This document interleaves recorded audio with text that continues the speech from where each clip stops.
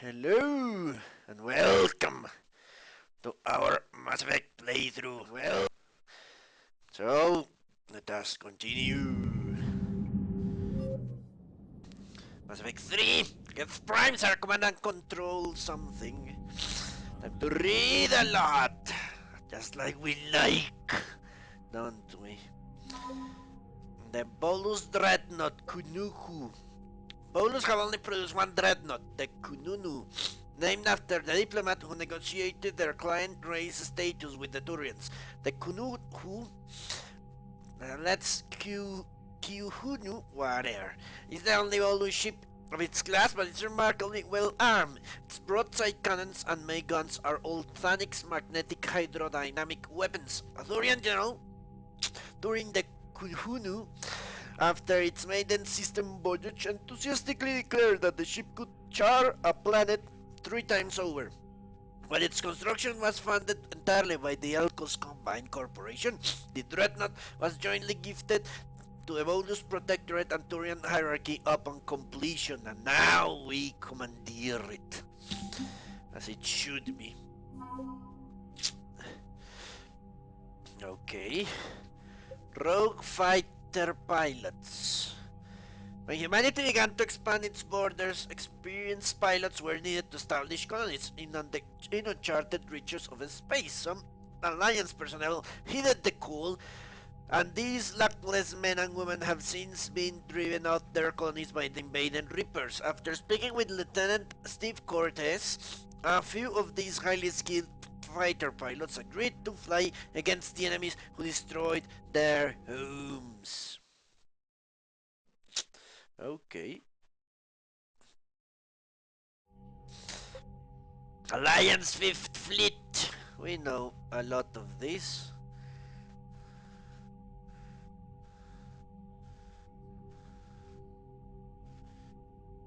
Krogan power grids are supplying energy. No, this is not. Commander Shepard's interview with Diana Alders. About attempted takeover of the Citadel stressed internal security as a top priority. Alliance fleets have since increased the security measures. Good, I guess. Asari Cruiser Nefrain. The Asari Cruiser is named after a lost city said to be buried in ice at Thessia's South Pole. The cruiser carries scars from scores of Geth fighters it took on during the Battle of the Citadel in 2183. The crew refuses to have the scars removed, considering them marks of honor and a reminder of how close they came to annihilation. The Asari scientists in Orizoni had isolated themselves to prevent academia and corporate theft of their work. They've been researching new polymers, looking for a material with high heat resistance and zero conductivity that is dirt cheap to produce. One of their prototype materials appears ideal for insulating crucible venting chambers. How convenient. The CVN is an Asari Cruiser class warship. A mix-up during the cruiser's construction left it with an unusually large drive core, and engineers redesigned the ship around the excessive power source. The CVN's unusually robust engines provide enough energy to generate kinetic barriers, normally reserved for dreadnoughts.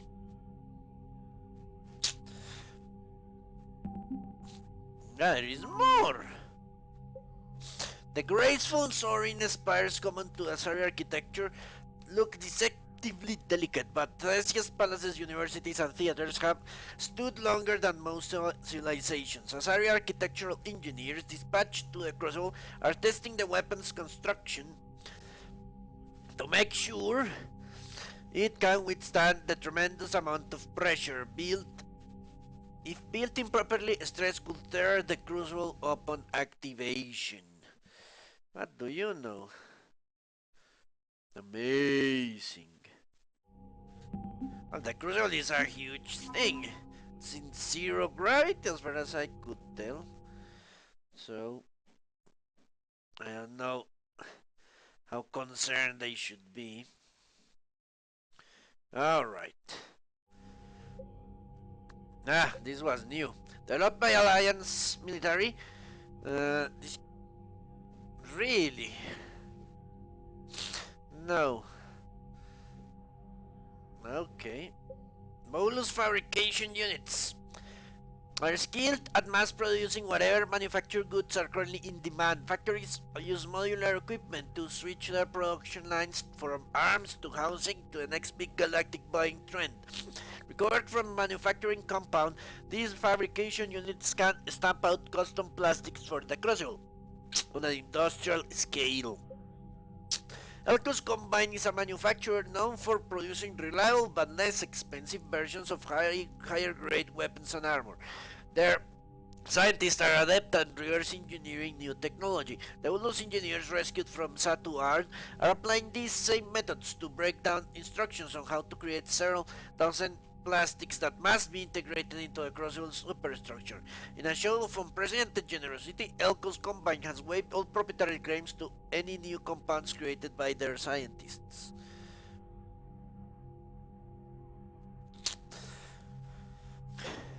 Well, they know they would die if they don't help, so it's not really that self-interested. Normally, interferometric arrays are used to analyze planetary land masses and to determine astrophysical properties of stellar systems. The powerful array salvage from the Hercules system can be used for something much more ambitious. The Crucible tunes into the mass relays command switches, establishing the interferometric array into the Crucible systems results in a real-time map of the entire galaxy, including the position of each and every Reaper in the Milky Way. Holy fuck. Okay. So Jenny Corporation helped fund colonies all over the galaxy in exchange for a share of any natural resources found by settlers. Zeus Hope was one of the richest claims. The colonies were obliterated to turn over any Prothean obligated to turn any Prothean discoveries in the ancient ruins of Pharaohs. Theme of exogenic scientists studying the few scraps of protein materials found around Zeus Hope have become experts in their own right, contributing their knowledge to the Crucible project. 11-0 refineries are large industrial facilities that remove impurities from the 11-0, also called ESO, before it is used to fuel starships and gravity generators. It is an important process as sending an electrical charge through impure ESO can cause the element to explode, but setting up a conversion facility beside the crucible, ESO can be mined, refined, and supplied to the project in record time. The fuel pods scavenged from a field of debris in Valhalla Threshold were once attached to a fleet of merchant vessels, taking long, risky journeys into uncharted space. The pods have been repurposed for the Crucible project. When activated, the Crucible's fusion reactors consume entire oceans of helium-3. The fuel pods serve as emergency reservoirs should the weapon use more power than expected. Okay.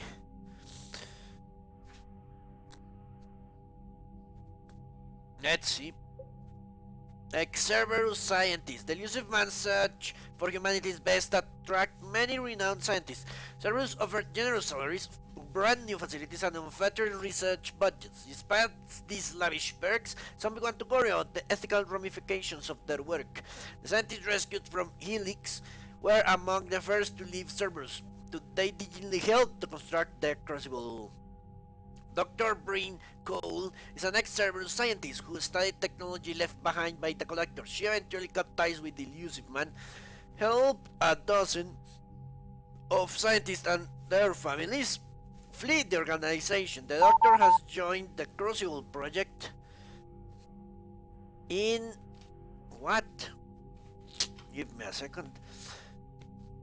Uh, during using the knowledge gained during her employment to help build the weapon.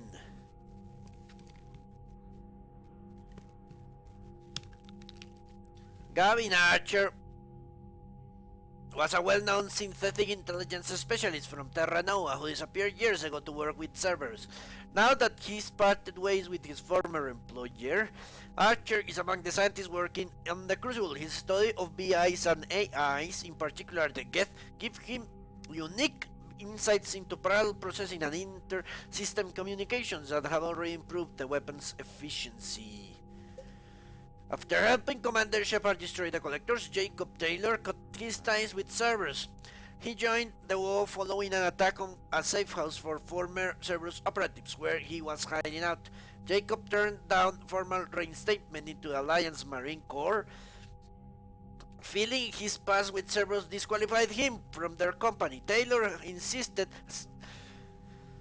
is instead a consultant, advising the Alliance on Cerberus tactics and defenses, also participated in missions that target the elusive man's holdings. And that's it. So how it goes. The Alliance is still pouring most, then the Krogan, then the fucking Turians. Holy fuck. Okay, time to read the Codex. Let's start reading. Great, not much to read. The Phantom! It's an agile Cerberus agent with a wide array of offensive and defensive capabilities, including particular specialization in evasive maneuvers and firing from cover. Although intelligence on their implants still evades the Alliance, Phantoms are known to be able to create personal barriers for greater protection. Monomolecular blades and biotic shielding allow Phantoms to engage in close quarters combat, and Phantoms can briefly cloak in order to recover from injuries. Because of this ability, the Alliance recommends personal confirmation on a Phantom's death. Yeah, what is it if it's not death? You'll get fucked in the ass by it. Okay. Let's see. Thresher maws are subterranean carnivores that spend their entire lives eating or searching for something to eat. Threshers reproduce via spores that can lie dormant for millennia, yet are robust enough to survive prolonged periods in deep space and atmospheric re-entry. As a result, thresher spores appear on many worlds, spread by previous generations of space travelers. The body of a thresher never entirely leaves the ground. Only the head and tentacles erupt from the earth to attack.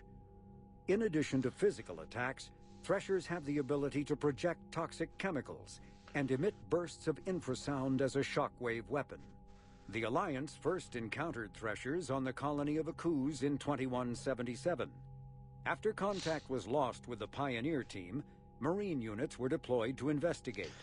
The shore parties were set upon by hungry threshers, and nearly the entire assault force was killed. Alliance forces recommend engaging threshers with vehicle-mounted heavy weapons. That's how we became famous. Admiral Stephen Hackett is a decorated officer. Jacob Taylor is a human biotic and was once a Cerberus operative working under Miranda Lawson. Born in 2157, he began his career as a Systems Alliance Marine and served as a member of the Corsairs, an arm's-length program for operatives working outside of Alliance jurisdiction. Taylor survived the Geth attack on Eden Prime, but left the Alliance afterwards because of what he perceived as unresponsiveness in the face of aggression. While working for Cerberus, Taylor thwarted a plot by Batarian terrorists to unleash a bioweapon on the Citadel. Soon after, he was assigned to Project Lazarus, the Cerberus effort to reconstruct Commander Shepard and the Normandy stealth frigate.